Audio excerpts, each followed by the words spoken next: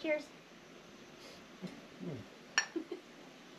Welcome to Haul or Nothing, where I'm going to ask this man over here all of your questions about the hauling industry, Hotshot, all that good stuff. But before we do that, let's just introduce ourselves, because if you're on YouTube, you may have no clue who we are. I'm Lauren Paul. I'm Nick Paul. And we are the owners of KT3 Hauling, which is a Hotshot hauling company, technically out of Jacksonville, but we no longer live in Jacksonville. Anyways, here we go. First one. What phone number do you have on Safer, and what do you do about the many dispatchers you get calling you? So that's actually a really good question. If anybody is in this business or has been in this business, you already know. The second that you open your company and you put your number on the Safer website, it's instant. You're going to get people soliciting, and it's not just overseas dispatchers. You're going to get people from companies that want to help you file paperwork, companies that want to, help you find good paying loads and all that other stuff. And this is what I do now. If I do not recognize the number, I don't answer. Make your voicemail very clear, like you don't want solicitations of any kind, and then let all your calls that you don't recognize just go to voicemail. That's what I do. And then let them leave a voicemail, and then you can block them if you don't want them calling you again. Right. But then some people do have a work phone and a personal phone. Yeah, I've heard of people having work phones and then personal phones, but it's all the same. I mean, they're both going to blow up. Your work phone's going to blow up. You're going to have to answer that one, and then you're going to have another phone. To me, I just carry one phone. Yeah, easier. It's easier. Just don't answer. What is the brand of TPMS that we use on the trailer tires, and do we like it? So I would never go without TPMS again. So being that I have only 4 wheels on the truck and 4 wheels on the trailer, the brand that I use actually comes with a little monitor that has just enough. So there's 8. It's called Guta, G-U-T-A. I got mine on Amazon. You can go to my Amazon storefront. If you are following me on TikTok, it's linked in there. Go there, and it's listed under there, the exact one that I use, and it has saved me countless hours. If I get a nail in my tire, it'll let you know immediately. That way you can pull over, patch it, fill it back up before it runs all the way flat and ruins your tire completely. Wouldn't you say that's one of the first things you would suggest them to get? I would not go without it. Like, it's not expensive. It was like $250 on Amazon. Comes with your 8 sensors, your monitor, and a little suction cup thing for your window. You haven't had to buy a new one, right? You just No. I've had it now for almost 3 years. It's worked absolutely great. Phenomenal. Okay, this is a good one. How much does DOT bother you in a Hotshot? Shockingly, not that much. And here's the thing, like, I get the question a lot, and she gets it as well. The question about, like, deleted trucks. A lot of the Hotshots are deleted just because the trucks run more efficient and cleaner, easier. They have better throttle response, and they've got more power. But a lot of people are worried to do Hotshot with a deleted truck because of DOT. There's only one state that I know of that DOT really messes with people, and that would be California. But it really just depends on the officer, I guess. If they have to have, a certain quota, they might pick on you for it. But yeah. I haven't really heard of anybody having any issues with deleted trucks. My truck's not deleted. Yeah. No. I should start saying who's asking the questions. Yeah. Elite CDL School asks, what is 3 things you would tell somebody new to the business to save them from learning the hard way? So, first thing... TPMS. TPMS. The first thing I would say for anybody that is either in this business or getting into the business to make it easier and more time efficient, number 1, carry tools. There's too many people in this business that don't have a tool at all. A tool. Like, I've talked to multiple people, they don't even have a tire, like a tire wrench. They have to wait on somebody to come change a tire for them. Yeah, they get a flat tire, roadside assistance to come out and fix it. Crazy. Everybody's different, but I carry pretty much every tool. I have enough tools to where I could do everything roadside. You changed an axle roadside. Right. I do everything roadside. Like, if I have an issue, I stop and I fix it right then. I don't wait. I don't call on anybody. I do it myself. And the reason being is because, number 1, you wait for roadside assistance, you're going to pay thousands upon thousands of dollars for them. You're on their time. So if they're busy, they'll get to you when they can. So now you're wasting valuable time, and time is money, and sitting roadside, and that load, if you have a load on, it's at roadside assistance disposal. So, and the second one would be maintaining your gear. So a lot of people don't realize like how much work it actually is to maintain, how much maintenance you need to be doing. I heard a saying the other day, if you don't make time for your maintenance, the maintenance will make time for you. Meaning, that's a fact, Jack. Meaning, if you don't do your maintenance, you're going to break down on the side of the road.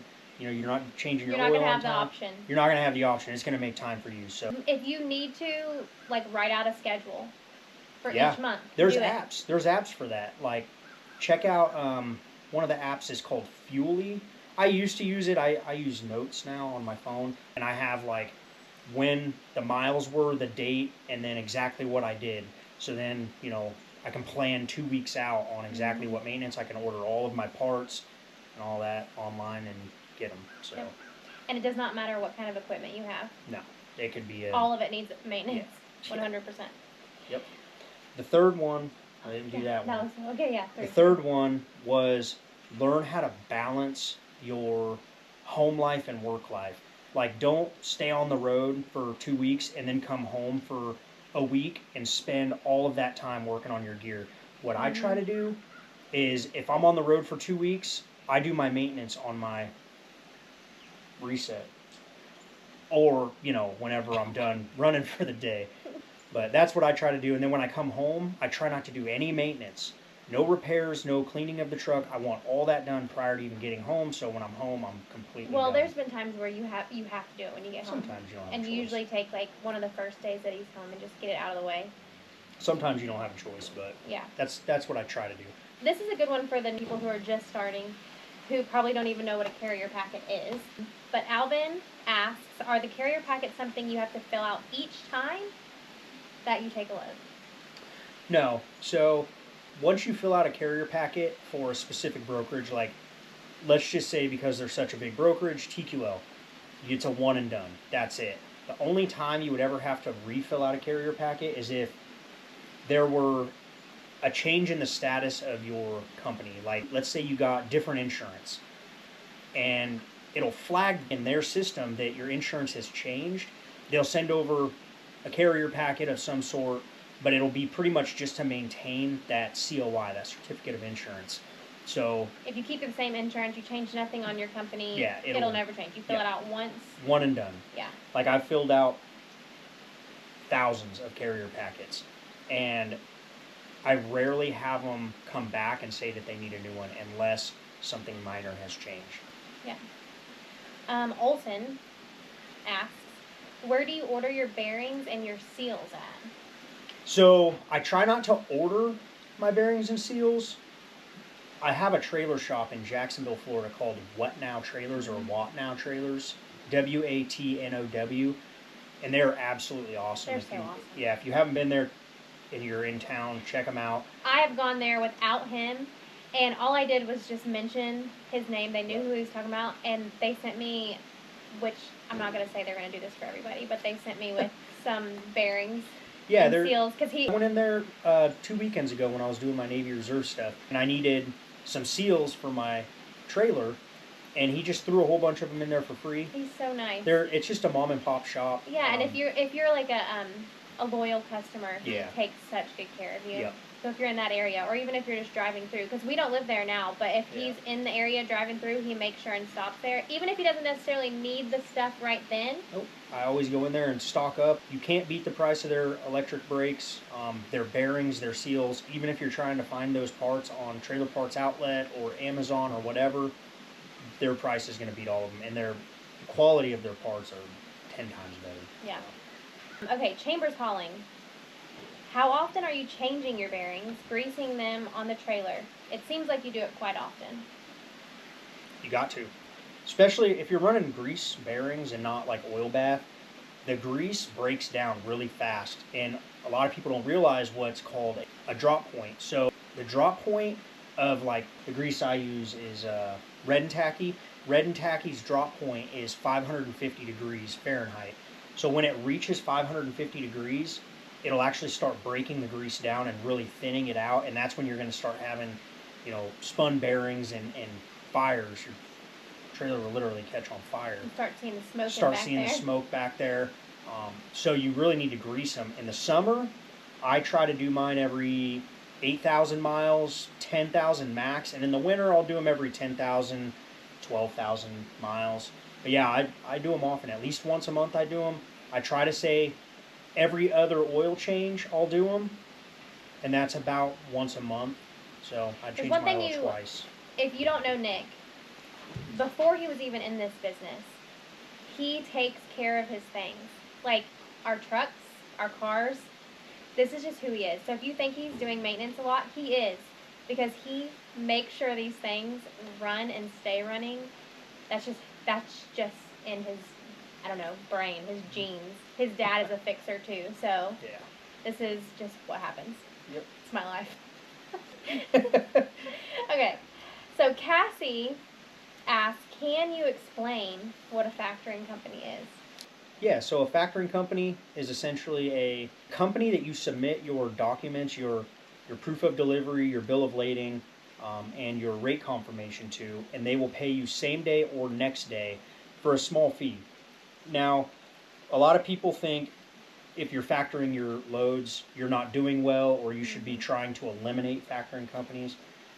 Ultimately, it's just a choice. It's an option for the driver, owner, operator, hotshot, whatever. Yep.